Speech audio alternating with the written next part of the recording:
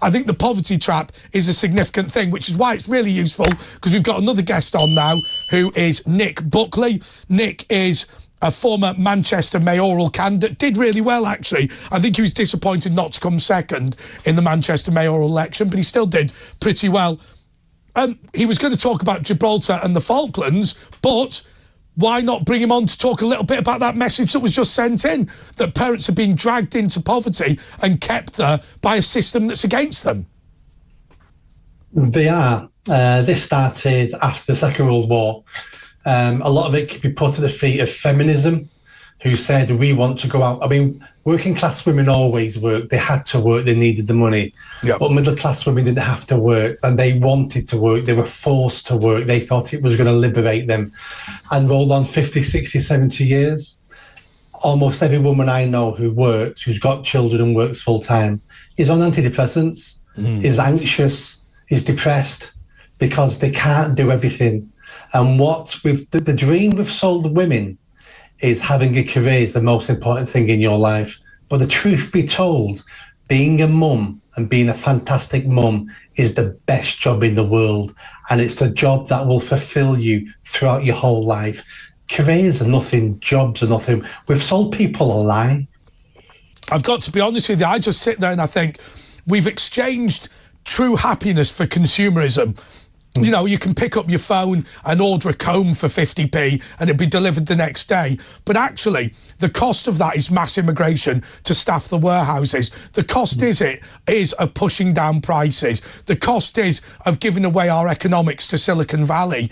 And I just don't think the world's become a better place for the consumerism that we've got. Now, let's just be clear, nobody's stupid enough to say things like computers and IT and technology are bad things in of themselves. But what we've done is use them to drive down pay and drive down standards. And that's where the problem lies.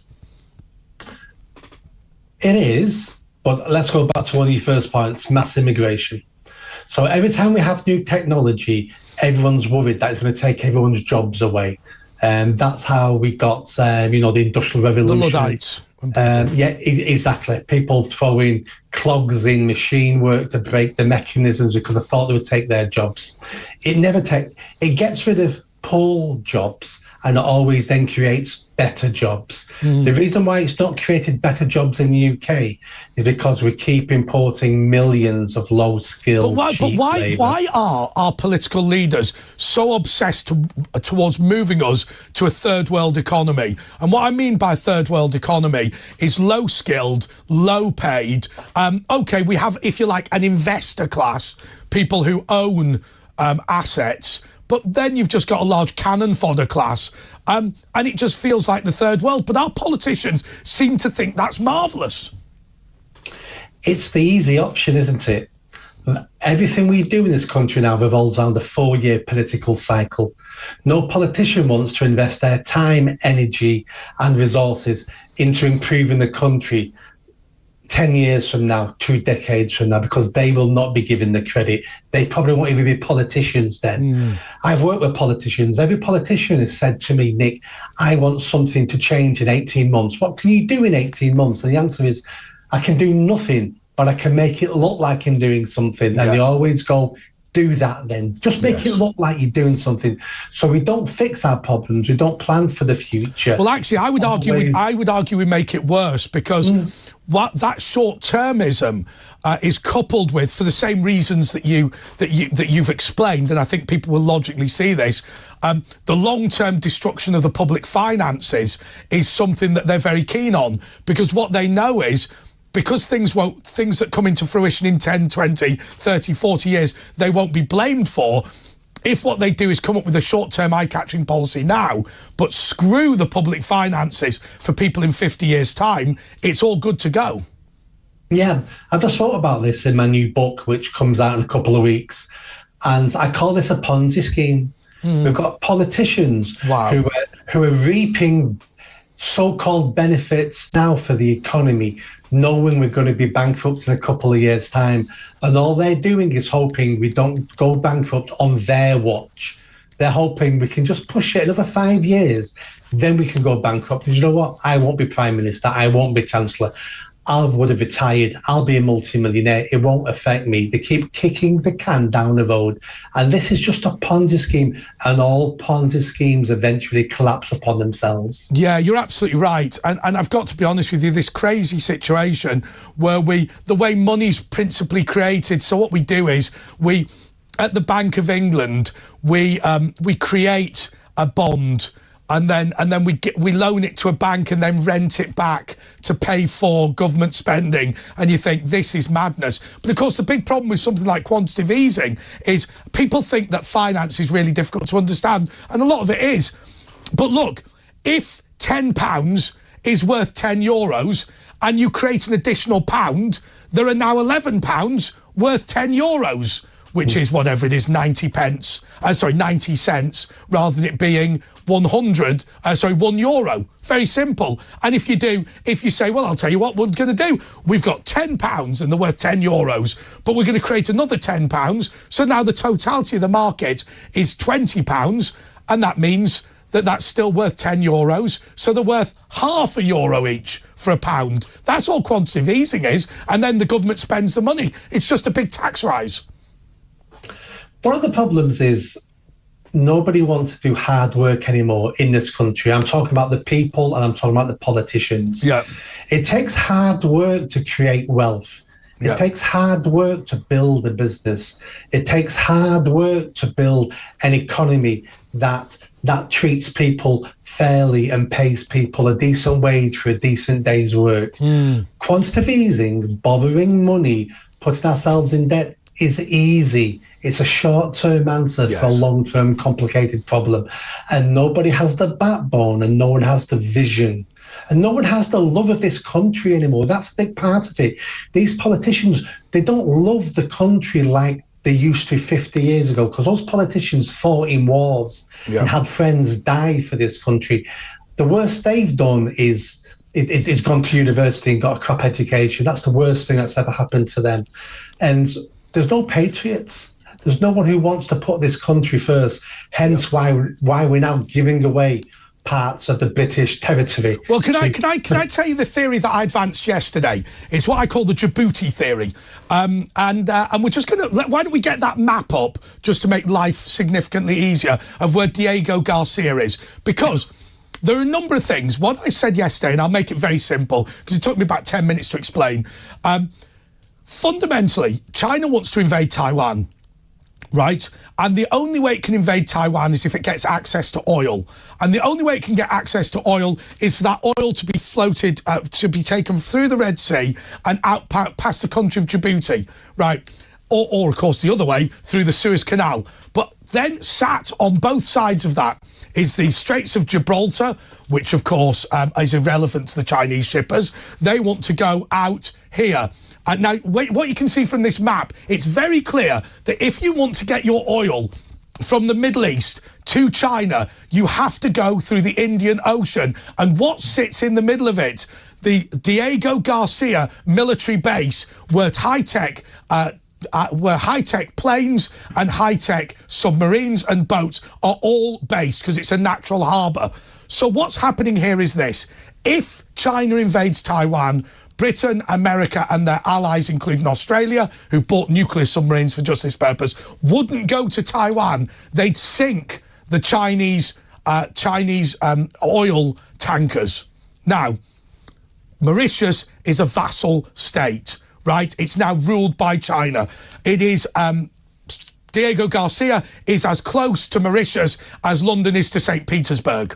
And so what they've done is they've said, let's give it to Mauritius so they can then give this base to China, which can then improve the opportunity of China to invade Taiwan and cause World War III. That is the biggest mistake since the loss of the Suez Canal. Yes, you've explained it almost perfectly. What we need to understand is the Tories started this. You know, they started the discussion with Mauritius about, do you want the islands back? Sorry, I'm going to have to stop you. When you say back, they've never had them. Correct. It's a bit like Falklands with Argentina. Argentina never owned the Falklands. So the Tories started this because most things wrong in this country were started by the Tories in the last 14 years. Labour just take it to a new level. Yes. And I said before about politicians not loving this country. How can you give away military bases? How can you give away lands and islands that are really important for the defence of the world and our standing in the world? And let's just say this island was a complete waste of time. There's nothing on there. It's not important and we don't need it. The answer is, well, we don't need it today. We have no idea what we need down the line. We have no idea what will be discovered near that island for us to be able to claim. This is just a Labour Party who are ideologically captured, who are trying to apologise for colonialism by giving away things we own. And of course, the other thing is, people forget, and this is the bit I didn't talk about yesterday, people forget about the Sebastopol Russian nuclear fleet. Now, do you know, the other day I regretted this. I said Russia only had one nuclear submarine. What I meant was one aircraft carrier. They have plenty of nuclear submarines, so apologies to those of you that heard that and recognise that I got it wrong. But those submarines principally have to be based at Sebastopol in the Black Sea. Now, for you to get out of the Mediterranean, you have to go one of two ways. You either go through the Straits of Gibraltar or you go through the Suez Canal, right? So once again, you have to go past either, how do we say this politely, because it's one of the worst kept military secrets in Britain, whatever we've got inside Gibraltar,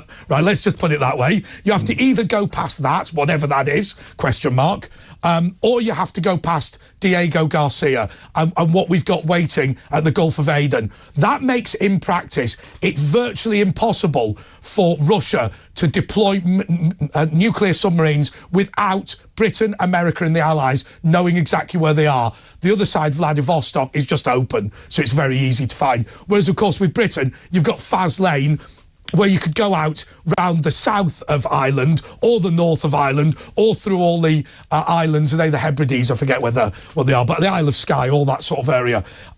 So once again, from a point of view of a global nuclear strike by an enemy of the United Kingdom, the loss of Diego Garcia once again is a military disaster. So I don't understand, Nick, why on earth anybody with any sense would do this. I think that Starmer is either a traitor or a moron, but he has to be one of the two.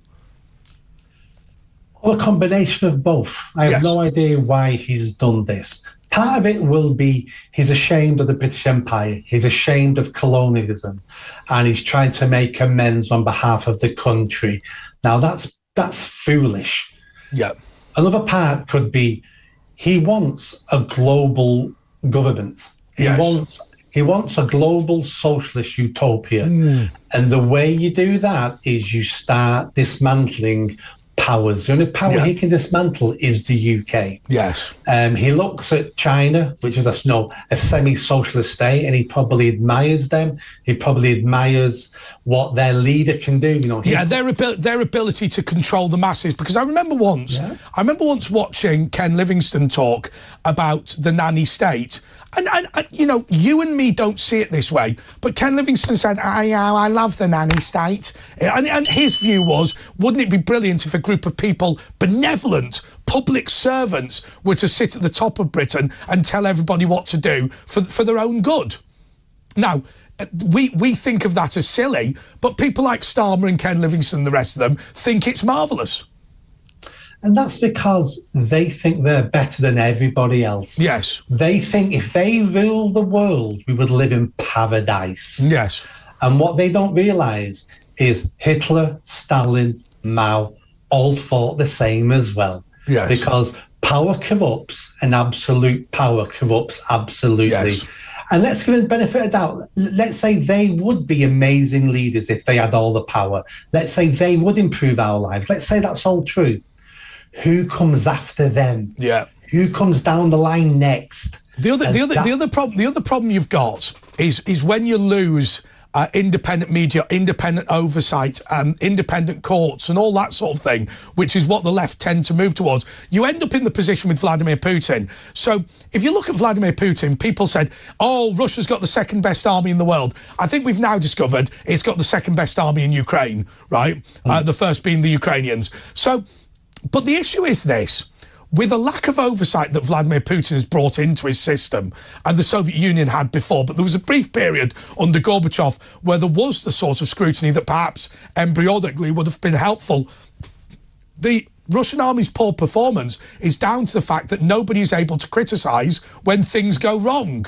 So what happens is everybody at every layer of the Russian state now lies to their superiors about how things are going, and there's no media to expose it, there's no independent courts to expose it, and consequently Vladimir Putin is now fighting a war in which he has to assume what his generals are telling him is true, and it's probably not. He is assuming a capability that he doesn't have. And the ultimate example of why this went wrong was Mikhail Gorbachev, who, when Chernobyl blew up, gave up with his own briefings from the Kremlin and began listening to the BBC World Service, because the BBC World Service in an independent country, the United Kingdom, was able to give him more information than his own advisors in Chernobyl were able to do. Isn't it ironic that only 4 decades ago the BBC was seen as a news reporting station, and people listened to them throughout the world for the truth? How ironic, how much of the BBC for them, because the people of this country now don't even believe the BBC. No. It's sad, isn't it? It's sad. Well, look, Nick, I mean, I'll tell you one thing we've got to do, and I know you're a long way away, but at some point we've got to get you in to do one of these shows and co-host with us. Yeah. We'll work out some details on that. But thank you so much. That's Nick Buckley. Oh, by the way, just before you go, Andy Burnham is third favourite to succeed Starmer. Do we know anything about by-elections in Manchester? Because it's often said that one of the old lags is going to retire in favour of Andy Burnham. That would have to happen relatively quickly, though. I was told the end of last year that Andy Burnham has done a deal with the North Manchester MP Graham Stringer, who's ready to retire, and I've been told he's hanging on, especially for Andy Burnham. So Graham Stringer is the former leader of the council. Yes. He was the pro-Brexit one, wasn't he? I thought he was dead, if I'm being totally honest. He's not a young man. No, he isn't dead. I didn't speak to him. I don't know the man, but I bumped into him in the pub last year. He was sat at a table opposite me in the city centre. He's not one of the far left crazies. You know, he's a sensible socialist. But I believe he's done a deal with Andy Burnham. So Andy Burnham wants to be Prime Minister. He wants to be the Labour leader. What's your view on that? I think that Andy Burnham is not the wrong un that Keir Starmer is, although I don't think that he's necessarily as good. I don't think he's necessarily good enough to be Prime Minister. Is that reasonable? Yes, I think he's spot on. But the question is, who's better than Andy Burnham in the Labour Party? That's a good point. And do you know what? For someone who's been up against Andy Burnham twice now and thinks he's been a terrible mayor and he's a terrible socialist, I look across the Labour benches and I go, he's the best I can see. I think one thing about Andy Burnham, and I say this as a former resident of Lee and somebody who, he gets on with my dad simply because my dad's massively into football and so's he. And that's, I mean, from a professional point of view, they helped build Lee Sports Village together. But he's not a hater, is he, Andy Burnham, in the way that Sadiq Khan is a hater and Keir Starmer is a hater? No, I mean, he's not. I mean, it sounds like I'm a cheerleader now for Andy Burnham, which I'm not. But credit where credit due. He's not one of the lunatics. He don't come across as far left. He takes quite a lot of sensible stances. But most of all, he keeps quiet because he doesn't want to upset anybody until he becomes leader. So there's lots of things we don't know his stance on because he doesn't talk about it, because he wants to make sure he doesn't upset different factions in the party. All right, Nick Buckley, thank you so much. Did you enjoy that video? I think you did. Come on now, hit that bell, subscribe, comment. Let's build this channel. I need more followers, I need more subscribers. Be part of the journey. See you soon.